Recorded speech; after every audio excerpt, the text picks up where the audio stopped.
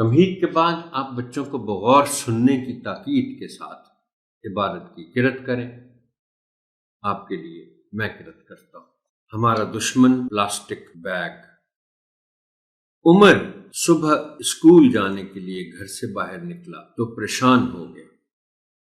ساری گلی میں گندا پانی پھیلا ہوا تھا اور سخت تعفن کی وجہ سے سانس لینا بھی مشکل ہو رہا تھا۔ پوری گلی میں کوئی جگہ خشک نہ تھی جہاں سے وہ گزر سکتا۔ باقی گلی والے بھی اپنے دروازوں میں پریشان کھڑے تھے۔ عمر نے واپس اندر جا کر ابو کو بتایا تو انہوں نے میونسپل کمیٹی کے دفتر فون کیا اور اپنے محلے کا پتہ لکھوایا۔ تھوڑی دیر کے بعد میونسپل کمیٹی والوں کی گاڑی اور کچھ کارکن آ گئے۔ انہوں نے کام شروع کیا۔ نکاسی آب کے پائپ سے بہت سے پلاسٹک بیگ نکالے جس سے پانی کا رستہ کھل گیا اور گلی سے گندا پانی نکلنے لگ گیا۔ مگر اب اسکول جانے کا وقت گزر چکا تھا۔ عمر اپنے ابو کے پاس آ کر بیٹھ گیا۔ عمر نے اپنے ابو سے پوچھا، ابو جان، یہ پانی کیوں جمع ہو گیا تھا؟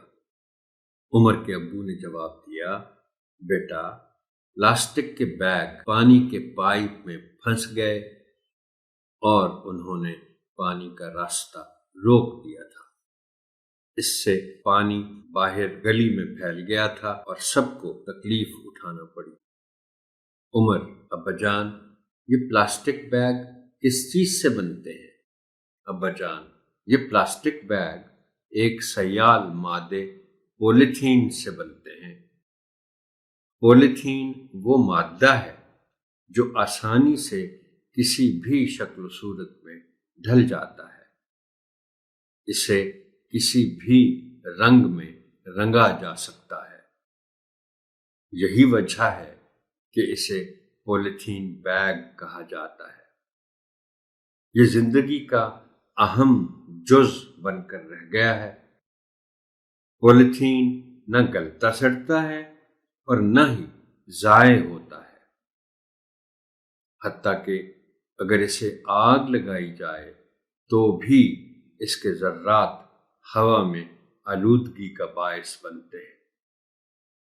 لوگ پولیتھین بیگ استعمال کرنے کے اتنے عادی ہو گئے ہیں کہ استعمال کے بعد ان کو صحیح طریقے سے ضائع کرنے کا تصور ہی نہیں کرتے۔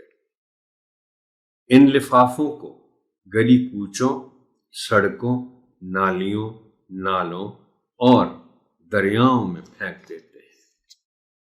یہ لفافے ان جگہوں کو اپنا مسکن بنا لیتے ہیں اور پانی کے نکاس کے نظام کو خراب کرنے کی وجہ بنتے ہیں۔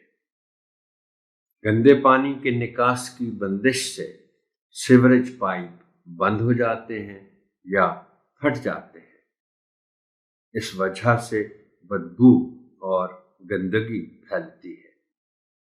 اس سے ایک طرف بیماریاں پھیلتی ہیں تو دوسری طرف نالوں اور دریاؤں میں یہ لفافے آبی حیات کے لیے بڑا خطرہ بنتے جا رہے ہیں۔ دریاؤں اور سمندروں میں مچھلیاں ان کی وجہ سے زندگی سے ہاتھ دھو بیٹھتی ہیں۔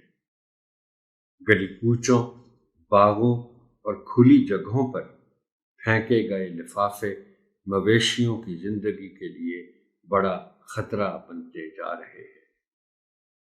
عمر، ابا جان، یہ پلاسٹک بیگ تو بہت خطرناک چیز ہے۔ یہ تو انسانی زندگی کو ہلاکت کی طرف لے جا رہے ہیں۔ حکومت کو اس کے خلاف قوانین بنانے اور سختی سے ان پر عمل کروانے کی ضرورت ہے۔ ابا جان، بیٹا، یہ حکومت کی ذمہ داری بھی ہے اور ہماری بھی۔